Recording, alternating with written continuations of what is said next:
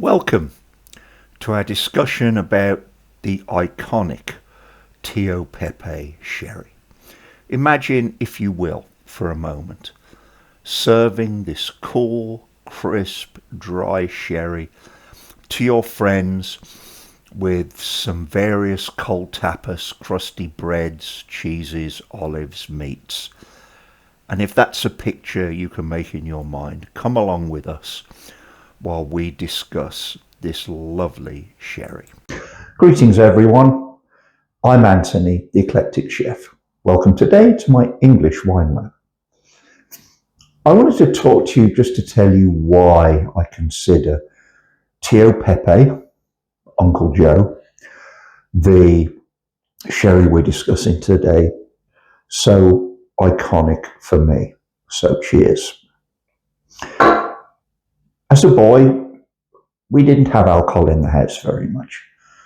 My parents were just normal middle class people trying to get by, but on special occasions, there was typically a bottle of Matthias Rosé, which was very much in fashion back in the late 50s and early 60s.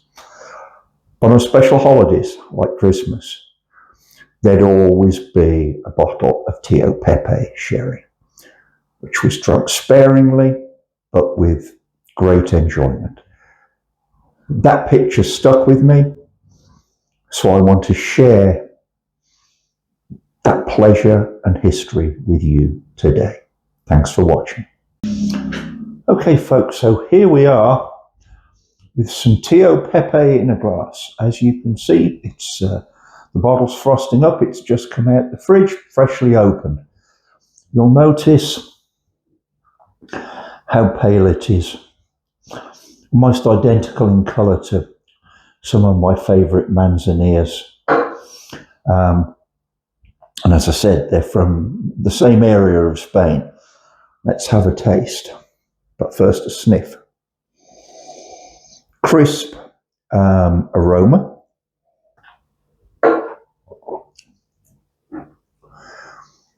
This wine's dry, very dry. Not as dry as my manzaniers. And it actually, I've just compared it to La Pastrada, which is one of my favourite manzaniers. It actually has a greater depth of flavour, even though it's a very pale, dry wine. There's quite a lingering taste on the palate. As I've said and alluded earlier, this goes really well as an aperitif. You serve it with tapas, meats, cheeses, antipasti, if you will. I like this sherry just how it comes here. But some people latterly have taken to making spritzers with it. And I can imagine that would be a very refreshing and tasty drink. I was just perusing the Gonzalez Bias blog last night, and they suggested serving it with tonic water. Well, I'll try that when I get back to the Arizona kitchen. But with that, folks, the taste is really without parallel, in my opinion. This is a very reasonably priced sherry too. £14 in the UK, be a little more in the States, but it's well worth tracking down. Thank you for watching. If you enjoy this type of content, I'd really appreciate it if you'd like and subscribe. Thanks again. Have a great day. The story of Tio Pepe sherry begins in 1835 in Jerez de la Frontera, Spain, the heart of sherry country. Jose Angel y Vargas, known as Tio Pepe, or Uncle Joe, to his family, was a key figure in its origin. His nephew, Manuel Maria González Angel, entered the sherry trade under his uncle's guidance.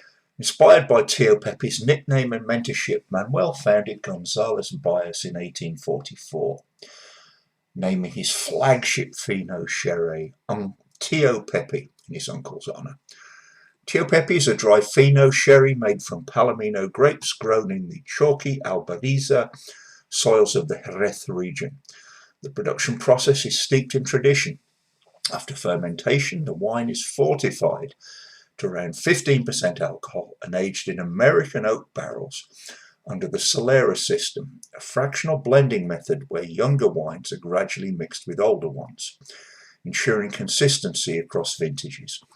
What sets Tio Pepe apart is the layer of flor, a natural yeast that forms on the wine's surface during aging, protecting it from oxidation and imparting its signature crisp, almond-like and slightly briny flavour.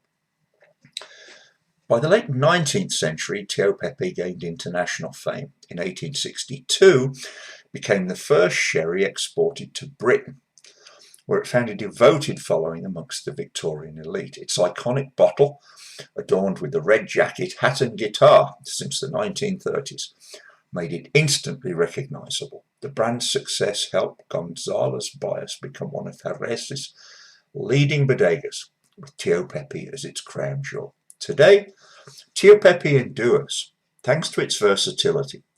Perfect as an aperitif, paired with tapas like jamón ibérico or seafood, or used in cocktails like sherry cobbler. Its bone-dry profile and refreshing acidity keep it relevant. Today, Tio Pepe remains a global benchmark for Fino sherry. Still produced in Jerez by González Bias, a family-run company now, I believe, in its 6th generation. From a nickname to a world-renowned wine, Tio Pepe's story is one of family, craft, and the unique terroir of Jerez, a sherry that's as much a cultural icon as it is a drink, and it is an icon for me, thanks to my family history.